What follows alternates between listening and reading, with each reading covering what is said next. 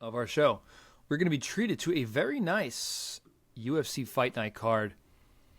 UFC Fight Night, Dawson versus Green, going down at the UFC Apex in Las Vegas, headlined by two star lightweights in Grant Dawson and Bobby Green. Before we talk about the, looks like 6 or so fights that we're going to talk about, are there any other fights or fighters that you gentlemen would like to just quickly touch on, spotlight for our listeners and viewers? The whole card, honestly. It's a tight little card. It's only 11 fights. 6 of them are the main card, so only 5 undercard fights. But like everything on this is worth watching, to be quite honest. The opening fight is Montana De La Rosa and J.J. Aldrich, which is a solid, evenly matched fight. Nate Maness is welcoming Mateusz Mendonce down to flyweight. He debuted up at bantamweight. He's a shoot-the-box guy who looked really interesting. He now moves down to flyweight to fight Nate Maness. Like, that's a scrap. Kanako Murata is returning after being out for a while to fight Vanessa Demopoulos. I mean, I'm naming them all. I'm sure Omar wants to talk about some, but I guess I'll just finish at this point since I'm not really going into in-depth of any.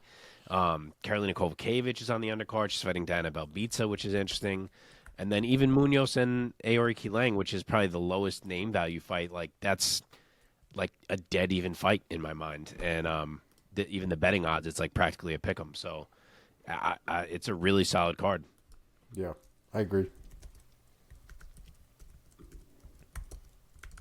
Oh, you don't want to say anything about any of them? I tried to like very lightly touch them to leave you. No, if you wanted to comment. I figured you did touch on all of them. There wasn't, you were pretty much all the way through, and like you said, I mean, it is a solid card all the way around, really from beginning to end. They're all really, really good fights. The Karolina Kovacevic fight, I'm actually pretty interested for personally. There you go. She's one of these fighters that right now, I think it's really about her motivation and kind of where she wants to go in this, in I guess in the sport. I think at this point, she's obviously had a really, really rough skid. She looked really good in her last fight, so I think if she keeps the momentum, she's going to look really good. So I'm excited to see her against Diana Belbita for sure. Boom! Dude, she's won 3 in a row. She looks great again. Has it been 3 in a row already? Fuck. Yeah, man, 3 in a row. I mean, it's hard to remember because first it was 5 losses in a row. Yeah. But yeah, she beat Felice Herrig, she beat Silvana Gomez Juarez, and then she just beat Demopoulos. So she looks much better. But I do like this matchup because Belbita, as much as she's, what is she, like 2-3 in the UFC, I think. But she's a dog. She's in there to scrap. So that could be a good one. Yeah, for sure. Okay, let's hop into this first one, guys. We're making pretty good time. Let's see. Going down in the when you only have 3 recaps. That's true. Going down in the featherweight division, I believe this is. Are we starting out? Algeo. You're right. Algeo and Hernandez. Okay, but then we're gonna hop main card back. opener. Okay, but we're still also gonna do Lins versus Cutelaba. We're just going right up the main card, starting with the opener of Algeo Hernandez. So we're not doing Philipe Lins versus Cutelaba? Yeah, it's the next fight on the main card. Oh. Has it changed? Has it different? Okay. Oh, dude. I just went to UFC. They changed it. It was a 6-fight main card as recently as today. And now it's not.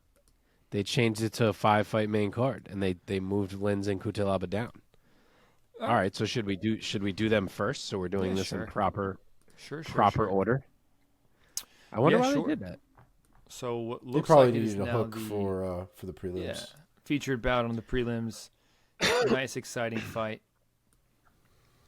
Light heavyweight fight between a couple of action guys. So here we go. Feature bout of the prelims: Philipe Lins taking on Ion Cutelaba. Lins Monstro is the 38-year-old out of Brazil. He is 17-5 as a pro with 9 knockouts. Coming into this weekend, riding a 3-fight win streak, and he'll be standing across from the Hulk, Ion Cutelaba, the 29-year-old out of Moldova, 17-9 with 1 draw and 1 no contest. 13 of his 17 victories have come by knockout. He's coming off of 1 win against Tanner Boser by TKO in the first round back in this most recent April. Omar, you start us off. Give us your take and your pick of Lins versus Cutelaba. I just say it's a pretty interesting matchup between the two fighters. I'm really interested to see Linz here in this spot. I'm still not sure if I'm completely sold on Cutelaba. I know he just came off of a good win against Tanner Boser, and I promise not to give Tanner Boser shit after his last win, so I won't.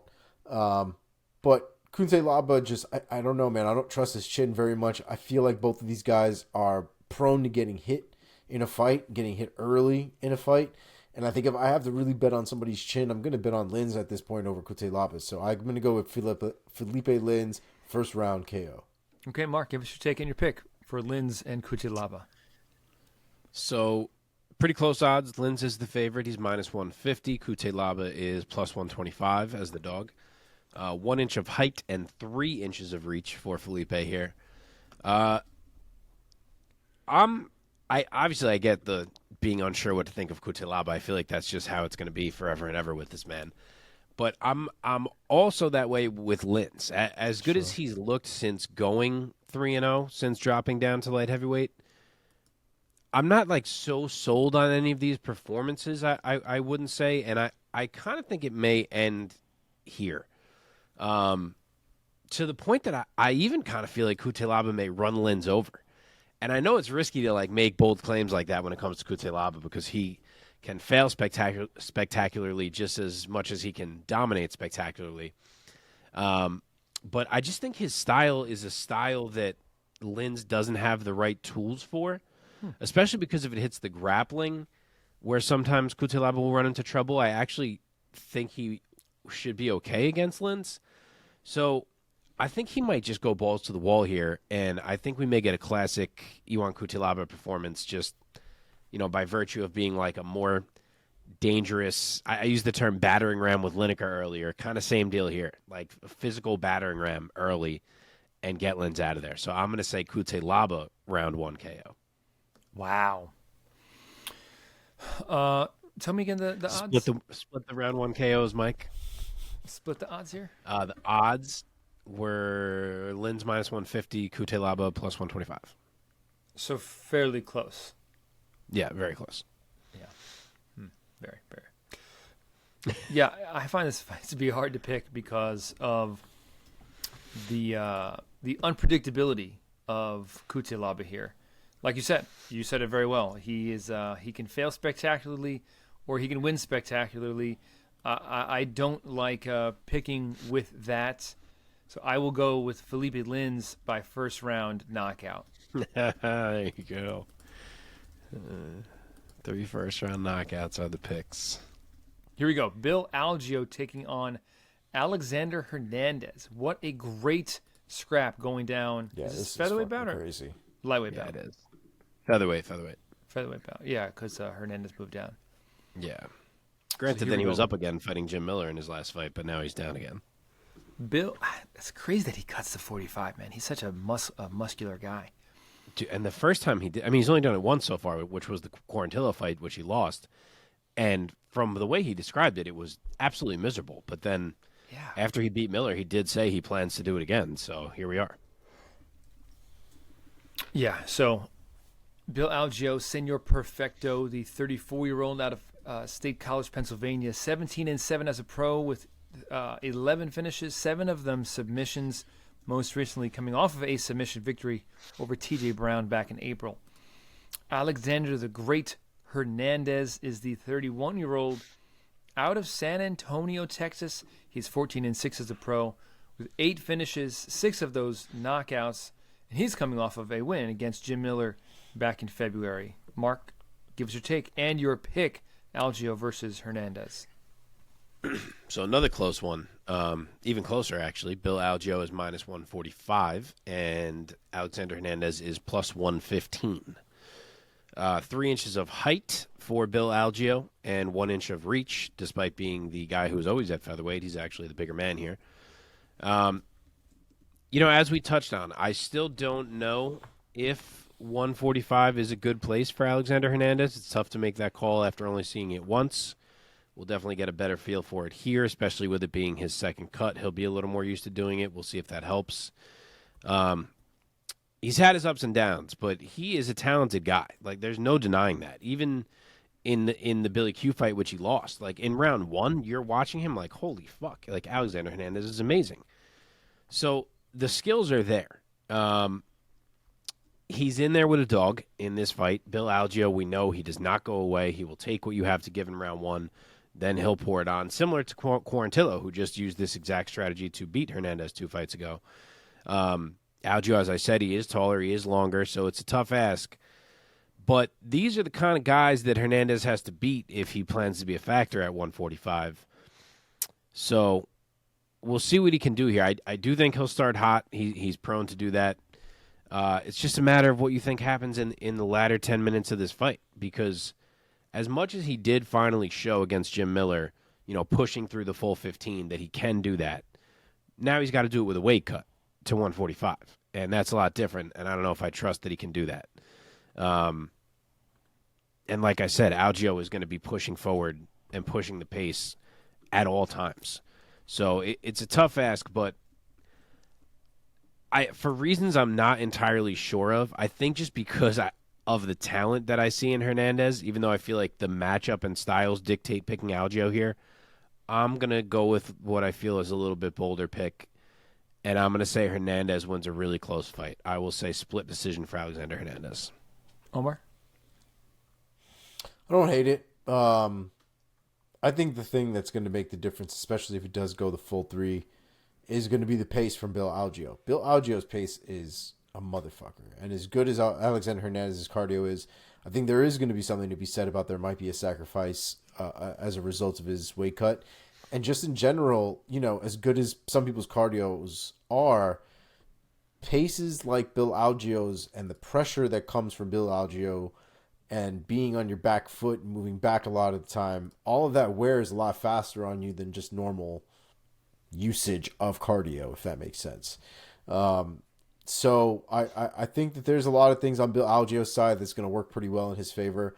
I would like this, at least at the very minimum, to be a good showing on Alexander Hernandez's part and make it at least a fight. But I do think Bill Algeo in the end is going to come out on top. I think I'm going to go with Bill Algeo by unanimous decision. All right. I think this is also a very great fight and tough to pick here. I have felt bad watching Alexander Hernandez at times because he does look so good, and he just keeps running into these guys who just don't quite go away in spite of his talent and end up like finishing him or something.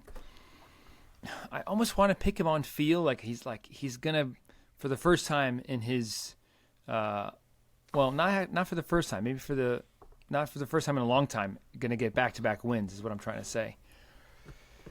But I just feel like Bill Algeo is another one of those guys who's going to weather whatever firepower that Hernandez throws at him and is going to end up running away with this fight.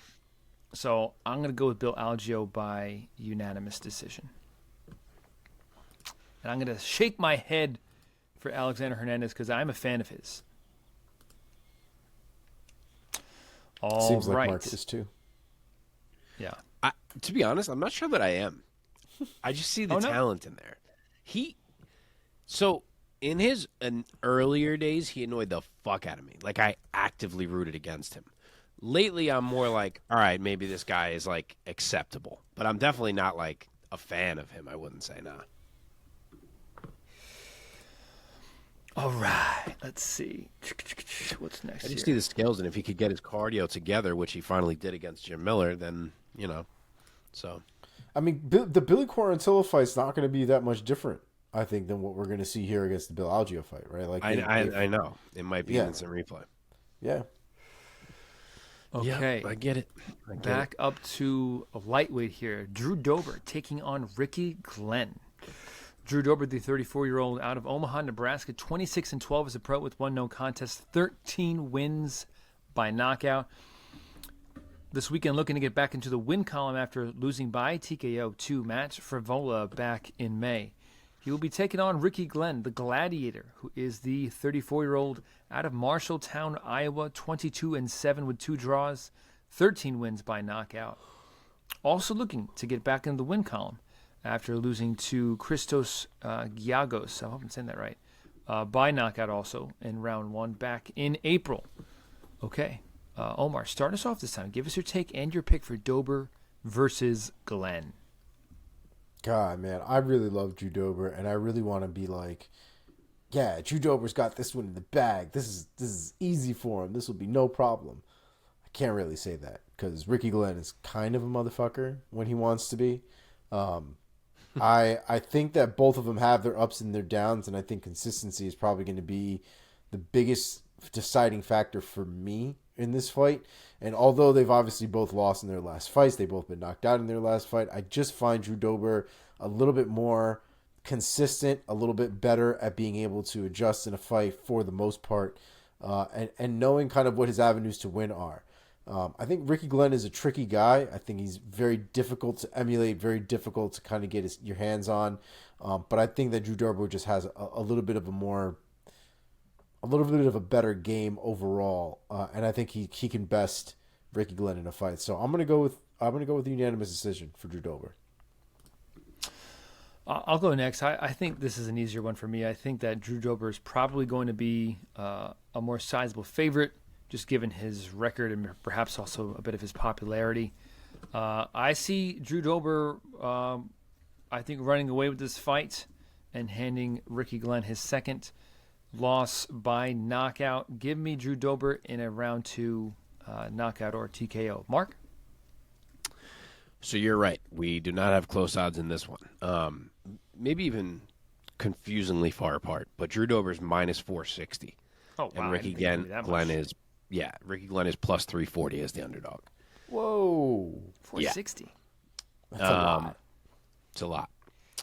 And Ricky Glenn is 4 inches taller than Drew Dober. So bigger man. He's got only a half an inch reach.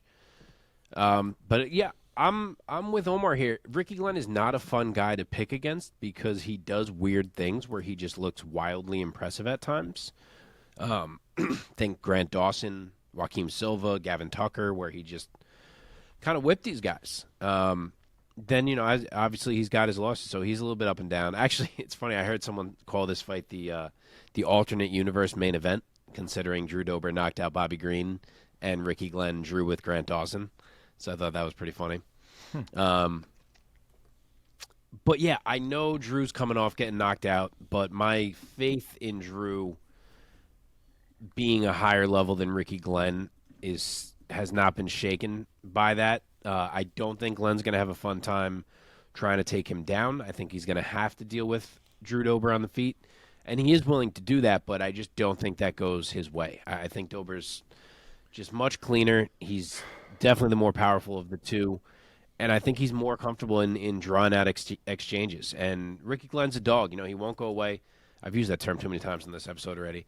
That's okay. But he won't go away. He'll search for ways to change fights, and he often finds them. But him being taller, I think that body's going to be there to be hit. Drew Dober's so good at going to the body, and I think he'll hurt him there. And I am also going to say Drew Dober round 2 knockout. Ooh. Oh, baby. I love it. Okay. Oops. No, don't do that. Let's move on to up to the welterweight division. Very, very interesting fight. I'm very intrigued by this fight. What a stylistic mismatch for these two guys. We have in the welterweight division Alex Morono taking on Joaquin Buckley. Wow. Alex, the Great White Morono, 33 years old, fighting out of Houston, Texas, coming into this weekend with 23 victories and 8 defeats with 1 no contest, 9 decision wins, 6 knockouts, and 7 subs. So a very well-rounded martial artist is Alex Morono. Coming off of a submission victory over the great Tim Means this past May. Finished Tim Means off in the second round with a guillotine choke. And going to be looking to do the same to the man with a slightly different physique from Tim Means in Joaquin Buckley, New Mansa, the 29-year-old out of St. Louis, Missouri, 16-6 with 12 of his 16 victories coming by way of knockout. Also of note, no wins by submission, and he's also coming off of a nice TKO/knockout victory over Andre Fialho back in May of this year, round number 2. Mark, start us off. Give us your odds and your pick of Morono versus Buckley. Who do you guys think is the favorite? Probably Buckley. Honestly, if it were me, man, I think Morono should be the favorite in this one. So I thought Morono was going to be the favorite as well. He's not. He not like it's super wide, but he's plus 140 as the underdog. Wow. And Joaquin Buckley is minus 170. But I do get it, and I'll explain why. First off, just the stats quick. 1 inch of height for Morono, but actually 4 inches of reach on the Joaquin Buckley side, so pretty big factor there. Man, I can't shake this fucking cough. I'm sorry. I think this matchup gives Joaquin Buckley a really good chance to break through into mattering at 170 pounds. And what I mean is that there are guys who Morono has beaten or who are ranked lower than Morono, who I think may be tougher matchups for Joaquin Buckley, style-wise, than Alexander Morono will be. And I'm not saying Buckley definitely wins, because I think Morono is a real tough test. But if he is to beat someone on this level, I think Morono is the type of guy he could do it against, and that is because of the athleticism. Now, of course, Morono could look to grapple and maybe change this fight in ways that frustrate Joaquin Buckley. Maybe he can do that. He is super slick, as we always say, in the grappling. But Buckley has improved there, and he's used to trying to anti-grapple against much larger men up at 185 pounds. So you'd like to think maybe he could prevent that and make this thing take place mostly on the feet. And there, as talented as Morono is, I think the athleticism is just going to be a really big factor between the two of them. Buckley, I expect to be much quicker. I already said he's going to have that 4-inch reach, which is a factor. He carries much more power. He's the more dynamic striker, and it's not like Alex Morono doesn't get hit, because we've seen him eat some shots in there. But Joaquin Buckley's not a guy you eat shots from. Like, you eat a couple shots from Buckley, and you're going to fall down. So I think Buckley can do it here. I'm going to say he finds the off switch. I will say Joaquin Buckley round 2 knockout. Omar. Yeah, I mean, I definitely see that. I see that take. I see that possibility for sure. I just think that it's all very evident from Buckley, right? And I say that to mean that I think Morono could prepare for this properly, and I think he could prepare for these eventualities against Buckley that I think are coming. The power, the speed, some of the creativeness that he does have in there. I think he's toned it down a little bit, not to get caught up in the bullshit, but he's still very creative in the octagon, still very dangerous. Morono is one of these guys, though, that works really hard, and I think you've seen the fruits of his labor throughout his entire career, continuously getting better and better as time goes on, as he continues to fight and he continues to train. I think he's going to have good success here, man. I think that there's a lot of fundamental things that he can do here to just kind of make Buckley have to work a little bit more, maybe even keep Buckley on his back foot and moving backwards. I like Alex Morono here. I think the kid is heavily underrated in most situations, but he generally finds a way to win for the most part, or at least is winning until somebody knocks him out. So I'm going to go with Morono here. I'm going to go with Morono by unanimous decision. Oh, baby. Wow. Such an interesting fight. Mike, we're making you break the ties today. I know. Yeah. I mean, respect Thus to far, Alex you've Morono, always man. sided with Omar.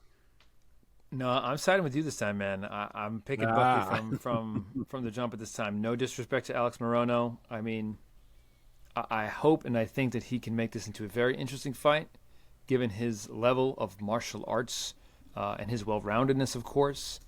But I think that Joaquin Buckley, I think that he might shine in this fight. I think he's too strong for Morono. I don't think Morono's going to be able to really get a hold of him that well. Buckley's too compact, too dynamic, too athletic. And yeah, I just envision, I think Buckley is going to find a home. I think he's going to hurt Morono, and I agree. I think we're going to see maybe around 2 or 3 TKO probably for Joaquin Buckley.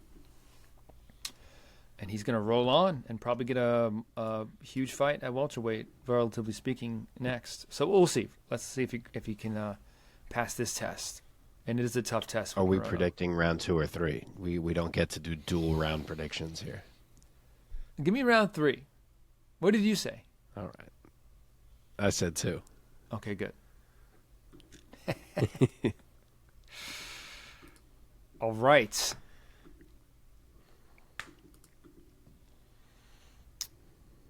Moving on up to the middleweight division, Joseph Pyfer taking on Abdul Razak Alhassan. Man, what a fight this is going to be. Don't blink for this one, guys. Do not blink for this one. Pyfer, perhaps one of the best nicknames in the sport. Joseph Body Bags Pyfer. Body Bags with a Z at the end. The 27-year-old out of Pennsylvania, 11-2.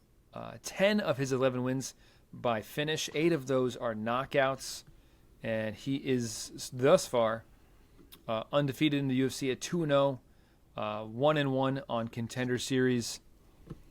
And he most recently, he knocked out Gerald Meerschaert back in April. A round 1 knockout over the veteran there. He'll be standing across from another cracker in Abdul Razak Alhassan, Judo Thunder, the 38-year-old out of Ghana. Or Ghana? Ghana. Did I say that wrong? Yeah, it's Ghana. It's What the Ghana. fuck else would it What be? did I say? Have Ghana? you lived on this earth? Wow. Have you lived on this earth before? Did I just have a stroke? Out of Ghana. Good old Ghana.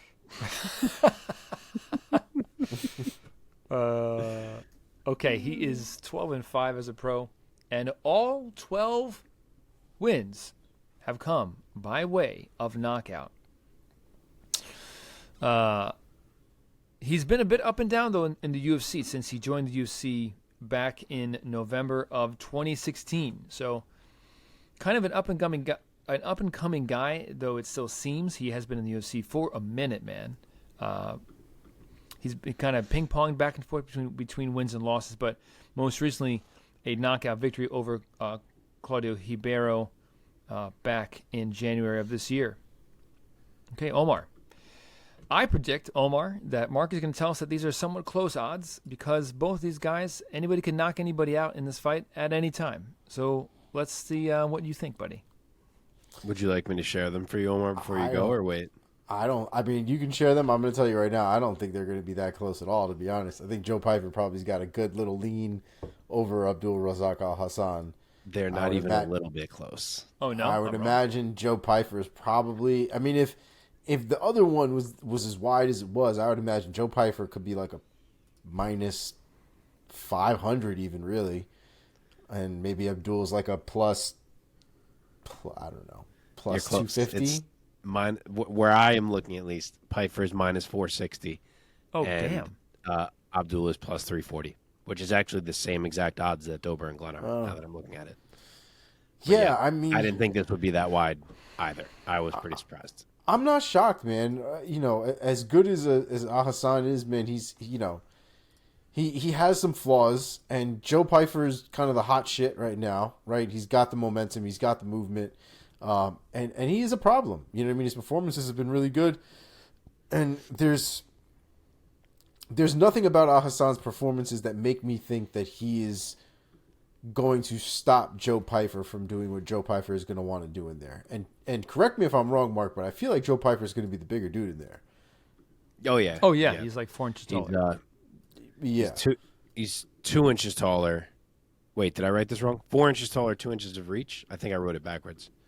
But he's also like the much thicker, larger dude as well.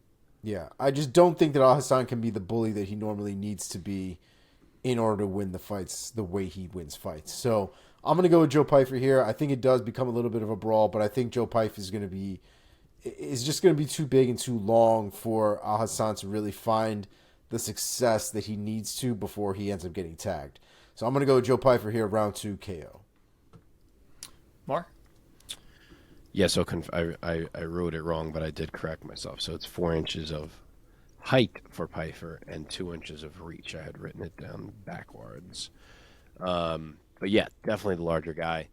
I know he's a big favorite, but I do think Alhassan is a threat here. He is very willing to get into exchanges, and he's very comfortable there. And when he lands very big. And he's also finally, it seems, becoming a much smarter fighter as of late in regard to game planning and actually pressing his advantages and fighting a little more under control. But with all that said, I do think the size is a bit too much of an X factor here. Not saying Alhassan can't catch him, because he absolutely can. I don't even mind a sprinkle on him by knockout, whatever those odds might be, especially because Pyfer's still a bit unproven. But making a pick on the face of it, I got to side with the size of Pyfer. I think it plays a factor. He's such a big dude. Alhassan's a former welterweight. Pyfer has the grappling in the back pocket if he ever needed it. And frankly, I think he may just find Alhassan's chin in one of these exchanges. I think it could be close to that point, but I'm going to say Joe Pyfer, in a battle, I'm going to say, but round 2 TKO. Yeah, I do think that this is going to be a don't blink kind of a contest. But you know me, man. I got to go with the guy who's a decade younger and 4 inches taller. I'm going to go with Joe Pyfer, of course. Give me Joe Pyfer. I'll take him by late round 1 knockout. But him, I mean, I do think these odds are a little far apart, probably mostly because of Alhassan's record. I mean, he has a 3-fight losing streak in the UFC.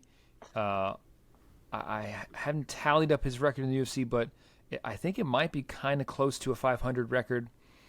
But he's only been knocked out once in his whole pro career. He's and 6 I don't and even think 5 it was in the UFC.